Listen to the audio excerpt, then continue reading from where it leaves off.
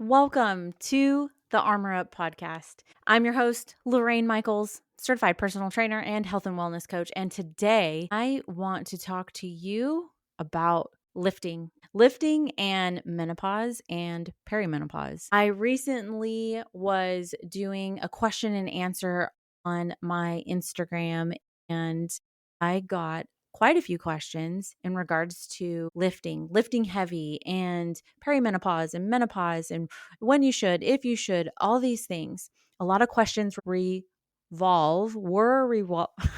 That's my words aren't wording. I got a lot of questions around this topic. And because I predominantly work with women 30 and above, this is a hot topic, especially because we are going through the change, approaching the change, and we are realizing that things aren't the same. What used to work for us is no longer working for us and is possibly having adverse effects. So, I want to talk about why lifting is a non-negotiable for women. So, first and foremost, number one, it has a direct impact on mood swings and emotional health. So, during perimenopause and menopause, our hormones are fluctuating.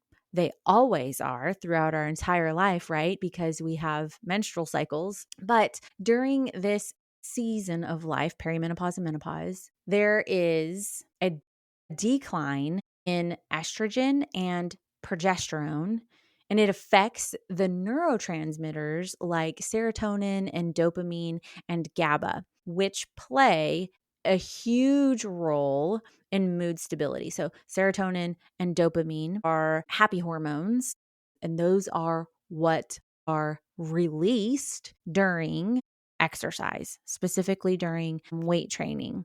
Those are our happy hormones. So, that dramatically affects how we feel and why it's imperative to lift weights as we get older.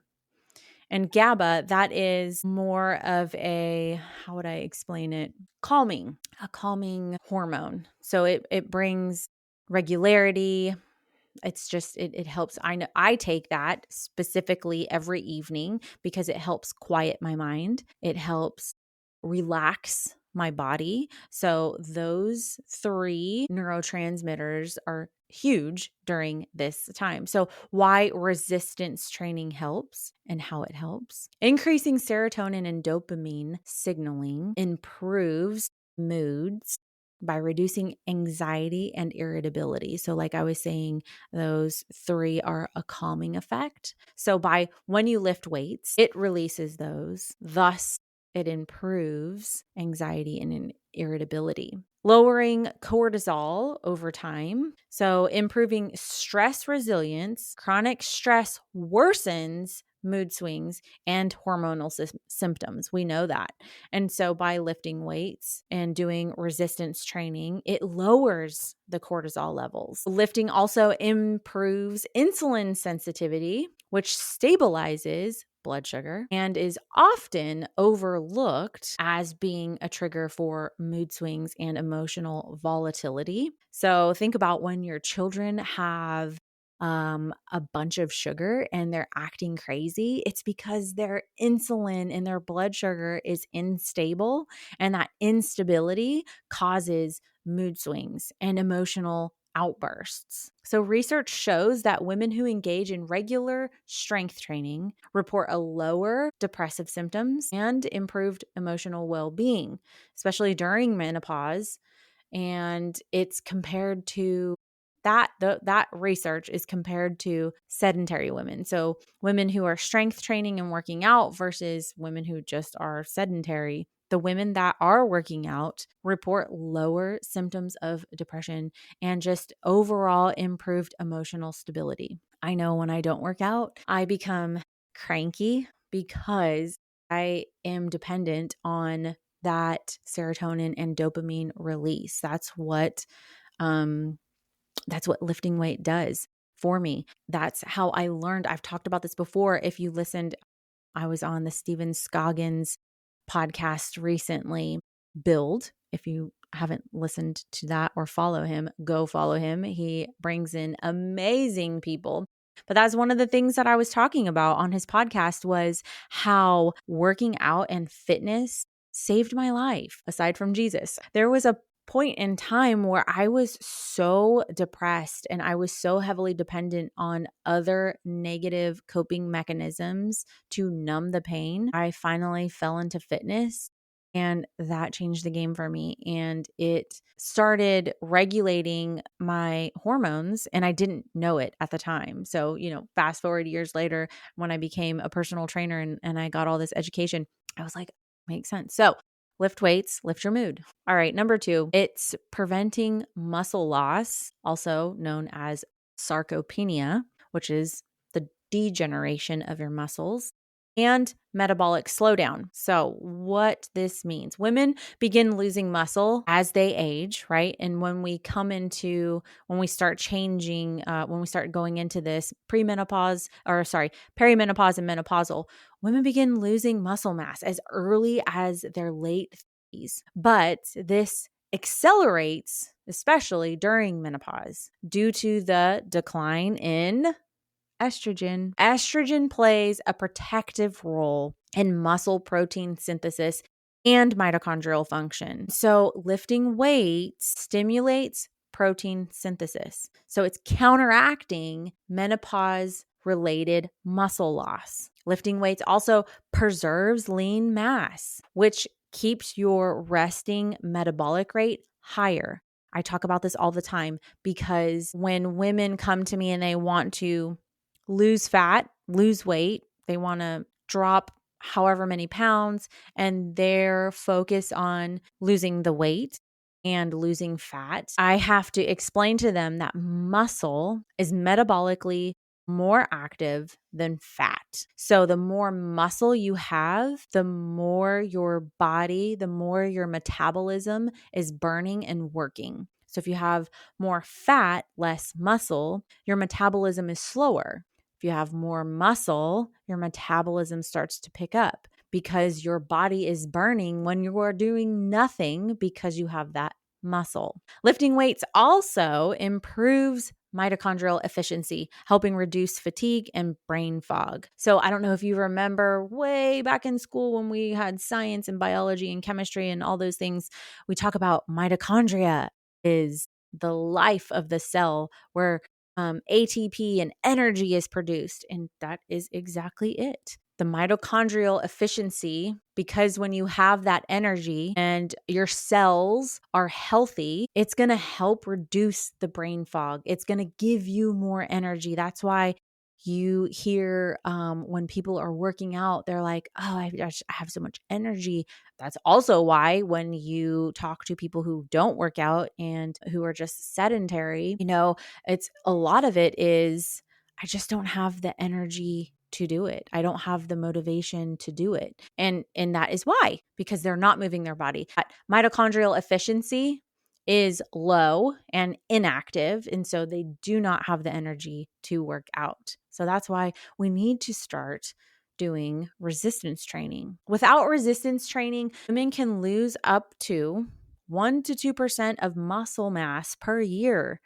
And then during and after menopause, that starts to increase, contributing to weight gain, weakness, insulin resistance. So by you not working out, you're losing muscle, you're losing energy, and obviously you're gaining weight. And then if you're becoming insulin resistant, you're going to be diabetic, you're going to become diabetic. And then that's going to start to lead into and bleed into other comorbidities. So other things, high cholesterol, diabetes, like I mentioned, high blood pressure. So all these other things it's like a weed. And because you don't do one thing, it's going to start to creep out into other things and it's going to affect all of your systems. Speaking of systems, number 3, weight training and nervous system regulation, as well as sleep quality. Strength training acts as a positive stressor that improves your nervous system balance when dosed appropriately. So I've talked about this before, how there is good stress and bad stress. Our brain doesn't know the difference when we are in a constant state of stress then our body is producing cortisol. So when you are stressed, cortisol is released. And whether that is good stress or bad stress, cortisol is released. And if our body has a constant elevated state of cortisol, our nervous system is going to be on overdrive. And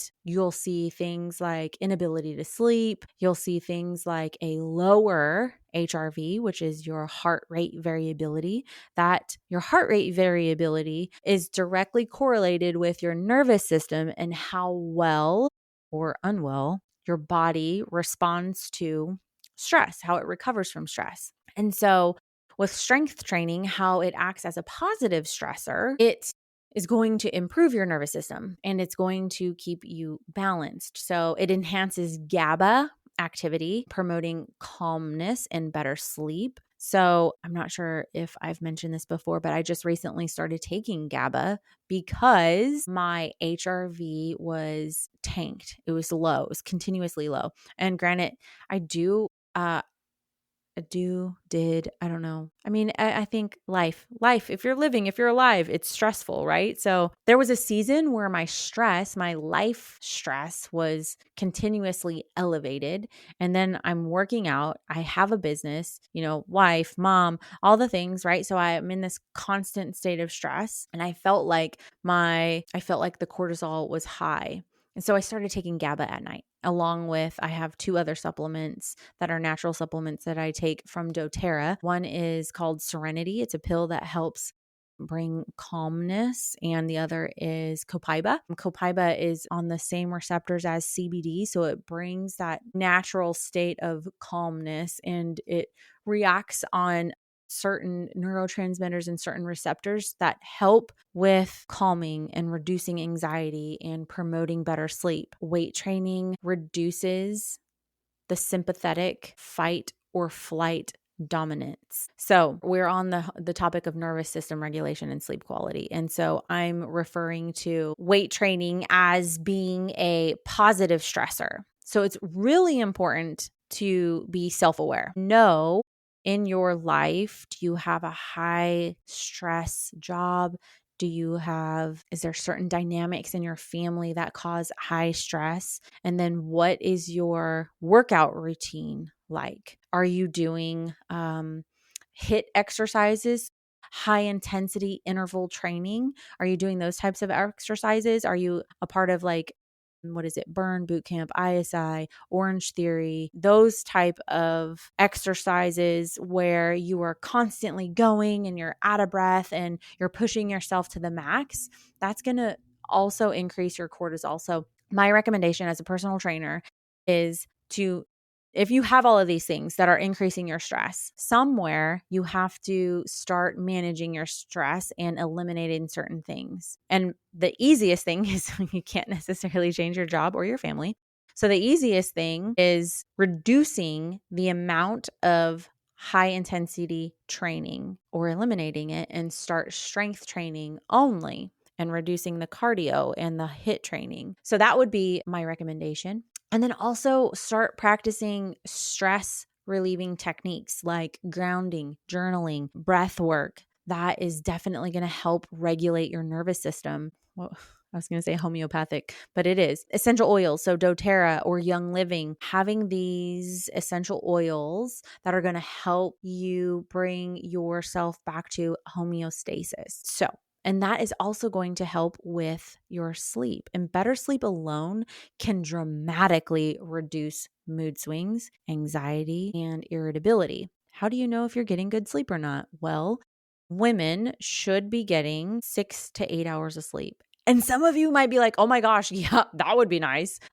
That's another thing. While we're going through perimenopause and menopausal changes, our sleep is horrible. And that is because estrogen, progesterone, and testosterone, those are all over the place. So having that hormone replacement therapy, adding in that testosterone and that progesterone is going to help so much with sleep, which leads me into hormonal and inflammatory benefits. So from a functional nutrition standpoint, chronic inflammation worsens menopausal symptoms. So resistance training lowers the systemic inflammation. That, I want to be careful.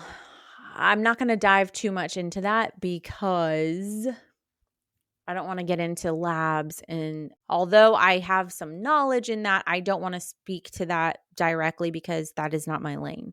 So making sure you are getting lab work done first to see where are you at hormonally, and also checking your inflammation markers. So your CRP, oh my gosh, I just drew a blank just because I said I had the knowledge and now it had left my brain. But anyways, talk to a functional medicine practitioner and getting your hormone levels checked as well as your inflammation markers checked. So resistance training improves estrogen receptor sensitivity, meaning the body uses available estrogen more effectively. Weight training enhances glucose uptake in muscle, reducing the insulin spikes that aggravate hot flashes and mood changes.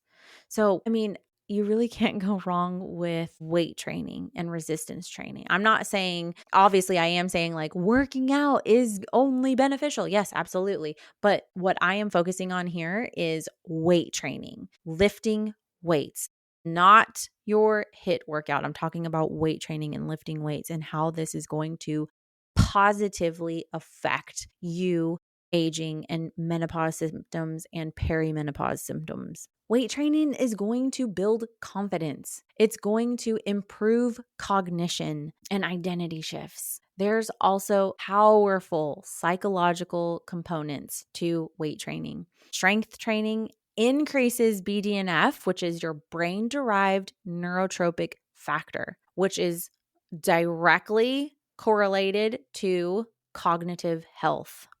And it's going to reduce menopause related brain fog. That is such a huge thing that I keep hearing about women 30 and above, 35 and above, is this brain fog. And it has everything to do with our hormones and our neurotransmitters. And so resistance training is a huge positive effect in that, in the BDNF factor. Feeling physically strong often translates into emotional resilience and confidence during this season of change. So what are the practical takeaways here? I'm glad you asked. For perimenopausal and menopausal women, lifting weights isn't optional. It's foundational. Your ideal starting point would be 2 to 4 times a week, to focus on compound movements, to moderate heavy loads with good recovery. So if you are new to strength training, I would strongly recommend getting a personal trainer. I do virtual and in person, and I strategically create a program that is for you, your age, what your goal is, and I am educated in how to get you to where you need to be based off of where you're currently at, what you're experiencing, your symptoms, and what your goals are. And I know how to get you there. Pair that with adequate protein, minerals, and blood sugar support. When done correctly, resistance training becomes a form of hormone therapy. Right there. That's mic drop right there. It's helping you stabilize your mood, preserve your muscle, protect your metabolism, and support long-term vitality. So, my friend, if you are a woman and you are hearing this and you are perimenopausal, menopausal, and you are wondering, am I ever going to feel normal again? Yes, you will. And is there anyone out there that can help me? Yes, I can. So reach out to me. You can email me at Lorraine@armorupllc.net. Again, that's Lorraine, LORAYNE @armorupllc.net. I will do a free discovery call with you. We'll talk about what your goals are, what your symptoms are, what you want to achieve, and I can help you. I can help you, point you in the right direction. If we are not a good fit, I'm okay with that. I know that I am not for everyone and everyone is not for me. I will tell you, I will hold your butt to the fire. If you tell me you have this goal, I will do everything I possibly can to get you to that goal. I can lead you to the water, but I can't get you to drink it. That is going to be up to you. So if you are ready to have the best body that you will ever have as you are aging beautifully and gracefully, then email me. Let's get on a call and I will get you on the right road to feeling amazing, looking amazing, and showing up as the best you could be. As always, guys, you were divinely created for a divine purpose. And thank you for joining me on the Armor Up podcast.